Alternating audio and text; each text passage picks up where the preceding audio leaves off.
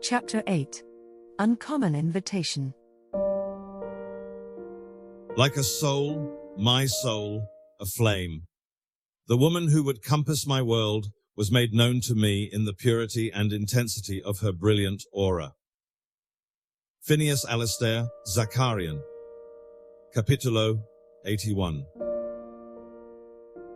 During one of her private meetings with Dr. Lestalt, she expressed her frustration with the assignment. The other students in the class had all discussed their assignments and remarked upon the abundance of information that was available for them to choose from.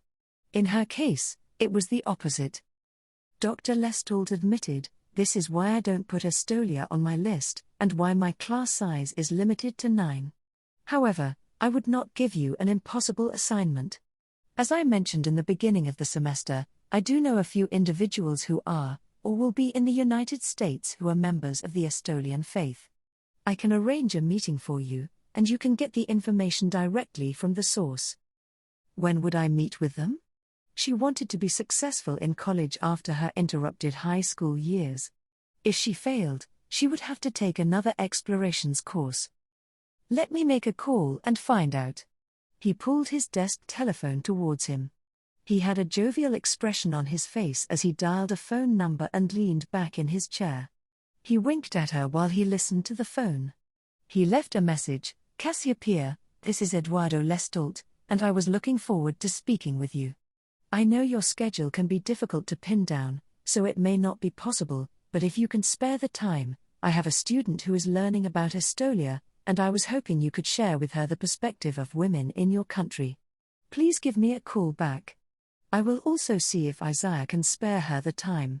For the record, I know your Uncle Theo would consider her an ideal daughter of Estolia if he were to meet her." After he hung up, he saw the puzzled expression on her face. "They use some of the most flowery language as a matter of course," he explained. "Women are both peripheral to the religion, and the central tenet if you can imagine the dichotomy. They both love and revere women but feel that spiritual guidance is necessary only for the men of Estolia. A daughter of Estolia is one who would fit in well in their society, and who would not need religious guidance. In truth, few women from our culture could, or would, be a daughter of Estolia." When she still looked confused, he clarified, "I was complimenting you on your character." "How do you know so much about it?" Lillian was fascinated by what he was telling her. His expression was shadowed and he said with sadness in his voice, "I had the opportunity to marry a woman from Estolia. I did not cherish her or value what she had to offer, so I ended up being the one to lose out." Lillian felt like there was something he was not saying in his response, but before she could fully analyze it, he was calling another number. Once again, he leaned back and an unruffled look of affability replaced the sadness that had colored his features.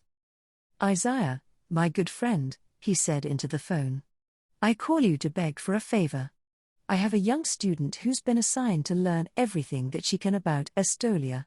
There is no person more qualified to share Estolia's secrets than you." He paused to listen. After a minute, he frowned slightly and said, "I see, yes, of course, I realize now that the timing is difficult. We do have a week-long vacation commencing in 2 days, but I cannot be sure if my young student has specific plans. I shall inquire and call you back." He paused again for some time before telling the other person goodbye. Leaning back, he said, "It appears that there is to be a ceremony in Estolia over the coming holiday. Because of this, my friend Cassiopeia will be journeying to Estolia on Friday, with plans to return by Sunday a week later. Isaiah will also be similarly busy in Estolia." After a pause, he continued, "Would you be willing to travel to Estolia over the vacation? There can be no greater way to learn about the land and the religion than by visiting." "I couldn't possibly afford the cost of the flight." "Is that the major objection you have, my dear? The cost of flying out? Or is there another reason you cannot go? A boyfriend, perhaps?" She could feel the heat of a blush. Discussion of her love life was somehow embarrassing. Probably, she thought wryly, because her love life was non-existent. "I've never had a boyfriend." Randolph did not count. He had never taken her on a date, kissed her only once in all the time she knew him. But I have very little aside from the full ride scholarship. I don't have a job to pay for extra things. So, it's merely finances that keep you from being able to journey to Estolia? She nodded. Excellent. Then you can go to Estolia.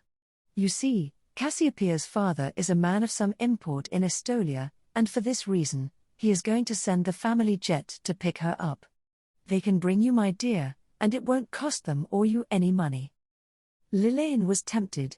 She pointed out, I couldn't afford a hotel. My dear, there are no hotels in Estolia. In truth, tourism itself is prohibited. It is a very insular nation that holds its secrets very close indeed. However, my good friend Isaiah knows what I do here at this university, and he will cut through the red tape to make it possible for you to visit. You will be a guest and will be provided with a guest room. This invitation is extraordinary. It is, perhaps, a testament to my friendship with the members of some of the elite families of that great nation, that they will allow me to send one of my students to visit. It is an exceptional opportunity. I would consider it a great honor if you would be willing to attend this ceremony. They have it only once every 30 or so years.